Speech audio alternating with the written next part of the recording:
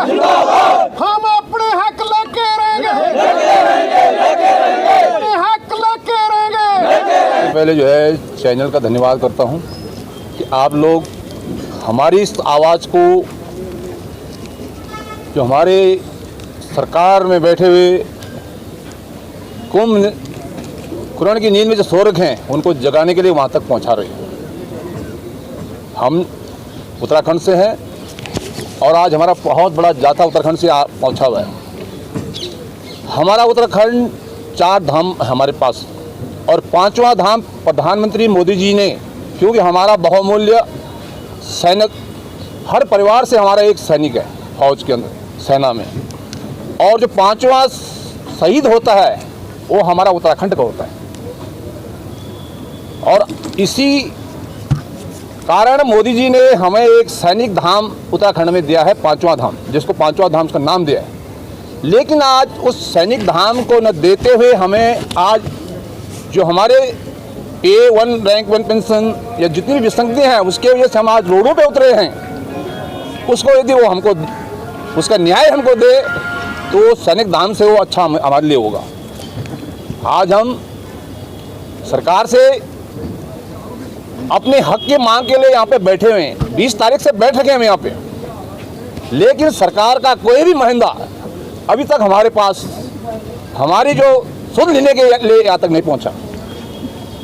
हमारी जो सबसे पहली मांग है, क्योंकि जब ये 2006 में MSP सरकार ने लागू की थी तो उसमें भी हमें हमारे साथ जवान और जेसोस के साथ धोखा किया गया। यदि सियाचिन ग्लेशियर -50 डिग्री में जवान बाहर मोर्चा के अंदर होता है और ऑफिसर हट के अंदर बुखारी सेकता है, लेकिन वहाँ पे भी हमको MSP में इतनी MSP का जो है 5200 रुपये और उनको सीधे तिगुना 15,500 दिया गया, जो कि बहुत नाइंसाफ़ी है। कोई भी ऑपरेशन होता है जवान फ्रंट में होता है और पहली गोली जवान को लगती है, क्योंकि जवान हमारा एक स्काउट जिसको बोलते हैं स्काउट, उसमें दो जवान होते हैं और पहली गोली जो है जवान को लगती है। लेकिन जब वो जवान शहीद होता है तो हमारी जो शहीद विधवा है उसको मात्र 11,000 रुपये दिए जाते हैं पेंशन, और यदि उसी में ऑपरेशन में ऑफिसर शहीद होता है तो उसको 56,000 रुपये दिया जाता है। क्या ऑफिसर के लिए वो गोली अलग थी या हमारे जवान के लिए गोली अलग है? ये भेदभाव क्यों? हमें इससे कोई एतराज़ नहीं कि ऑफिसर की तनख्वाह ज़्यादा क्यों है। हमें एतराज़ ये है कि उनका और हमारा इतना फर्क क्यों है। ठीक, इतना फर्क नहीं होना चाहिए। जी सर। हाँ जी, ठीक है, साहब ने जो बताया बिल्कुल डिटेल ਦੇ ਵਿੱਚ। ਜਿਵੇਂ ਕਿ ਅੱਜ ਸਾਡਾ ਧਰਨਾ ਪ੍ਰਦਰਸ਼ਨ ਦਾ ਨਾਵਾਂ ਦੇਣਿਆ, ਸਾਡੀ ਇਹਦੇ ਵਿੱਚ ਜਿਹੜੀ ਆ ਸਮੂਲੀਅਤ ਵੱਧਦੀ ਜਾ ਰਹੀ ਹੈ। ਦੇਸ਼ ਦੇ ਕੋਨੇ-ਕੋਨੇ ਤੋਂ ਜਿਹੜੀਆਂ JCO ਜਵਾਨ ਸੰਸਥਾਵਾਂ ਸਾਡੇ ਸਮਰਥਨ ਦੇ ਵਿੱਚ ਆ ਰਹੀਆਂ ਨੇ, ਜਿਹੜੀਆਂ 20 ਤਰੀਕ ਨੂੰ 20 ਫਰਵਰੀ ਨੂੰ ਆਈਆਂ ਸੀ, ਉਸ ਤੋਂ ਇਲਾਵਾ ਵੀ ਜਿਹੜੀਆਂ ਸੰਸਥਾਵਾਂ ਹੋਰ ਵੀ ਆ ਰਹੀਆਂ ਨੇ। ਬਹੁਤ ਤਗੜਾ ਸਮਰਥਨ ਮਿਲ ਰਿਹਾ। ਲੇਕਿਨ ਅਸੀਂ ਜਿਹੜਾ परमिशन के हिसाब ਨਾਲ जो प्रशासन ने सानू 100-150 बंदे की परमिशन दिया है, हमारे को बहुत फ़ोन आ रहे हैं दूसरे स्टेटों से, पंजाब से, हरियाणा से, हिमाचल से, दूसरे साउदर्न साइड से, लेकिन अभी हमने उनको रोका हुआ है। जैसे ही हमारी कमेटी, अभी ये कंटिन्यू हमारा धरना प्रदर्शन चलेगा, जैसे हमारी कमेटी ये महसूस करेगी भी सरकार नहीं सुन रही है तो फिर सरकार को जिकाने के लिए जो 20 फरवरी आया देन उससे भी बड़ा कोई कोर्स एक्शन लिखा जाएगा। वो तो समय के मुताबिक ही बताया जाएगा। बाकी जो हमारी लड़ाई है इक्वल MSP की है, इक्वल डिसेबिलिटी पेंशन की है, इक्वल पे फैक्टर की है।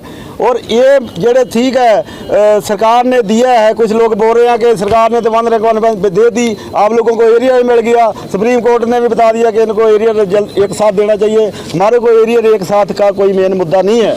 हमारा मुद्दा है कि जो हमारे को ORP 1 में भी धोखा हुआ, ORP 2 में भी, उसका कारण है कि हमारा इक्वल MSP नहीं है, हमारा इक्वल पे फैक्टर नहीं है। क्योंकि सरकारों के साथ मिलके अधिकारियों ने, जो सर्विंग अधिकारी है, उन्होंने अपना 7वां पे फैक्टर में 2.81 2.67 तो लेके 2.81 तक कराया।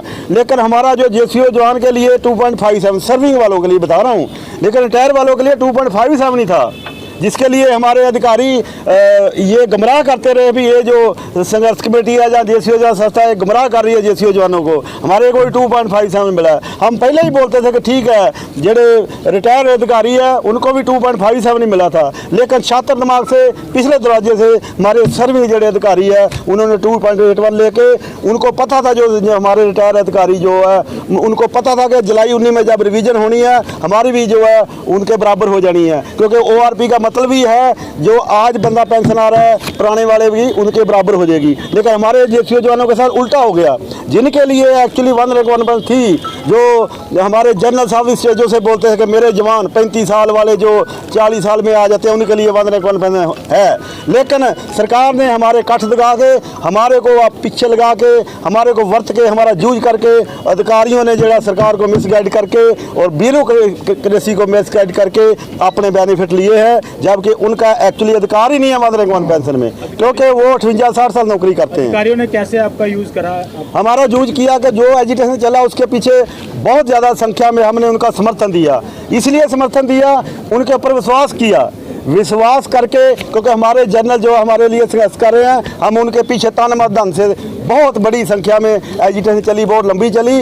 जैसे ही ORP 1 रिवीजन होया, हमने देखा, स्टडी किया, तो हमने उनको छोड़ दिया, अलग से JCO जवान संस्था बनानी शुरू कर दी। लेकिन हमारे साथ संख्या बल ना होने करके हमने 11 दफ़ा जो डिफेंस मिनिस्ट्री को मेमोरेंडम दिया, लेकिन हमारी सुनवाई नहीं हुई। और हमारे को उम्मीद है कि जब पूरे देश में JCO जवान जाग पे आ गए, उनके साथ धोखा हुआ है, मछली पत्थर चट के वापस आती है। वो जो JCO जवान अफसरों के पीछे लगे हुए थे वो अभी वापस हो गए हैं, वो उनको छोड़ दिया है। अभी हमारा JCO जवान जो 10 साल से हमारी संघर्ष कमेटी काम कर रही है, हमारी संघर्ष कमेटी के सदे के ऊपर जो जितनी भी JCO जवान संस्थावां ने जागरूक होकर हम एक ही प्लेटफार्म पे आ रहे हैं। और अभी आगे आने समय में हम कोई बहुत ही बड़ा जड़ा इसका अगला प्रोग्राम लिखेंगे, अगर सरकार ने हमारी बात ना सुनी तो। सर, पूर्व सैनिकों की ओर से आपको सरकार को क्या संदेश देना?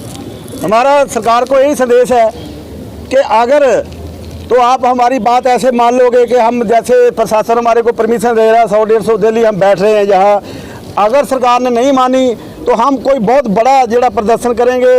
क्योंकि सरकार भी चाहती है कि आप संख्या बल दिखाओ, अभी संख्या बल हमारे पीछे है। हमारे को उम्मीद है कि जब अगला कोई प्रोग्राम लिखेंगे और संख्या बल लाखों के हिसाब ना होएगा, दिल्ली में जगह नहीं मिलेगी। अभी कोर्स ऑफ एक्शन क्या हो सकता है वो कमेटी ही डिसाइड करेगी। Thank you sir. यहाँ पर एक सवाल और है सर। सर, आपने सर कहा कि MSP को लेकर के बात की, आपने कहा कि जब फ्रंट पे सेना के जवान होते हैं वो मरते हैं और उनकी विधवाओं को कम पैसे मिलता है, जबकि अगर यही सेना के बड़े जवानों को अगर उनके साथ होता है तो उनको ज़्यादा मिलता है।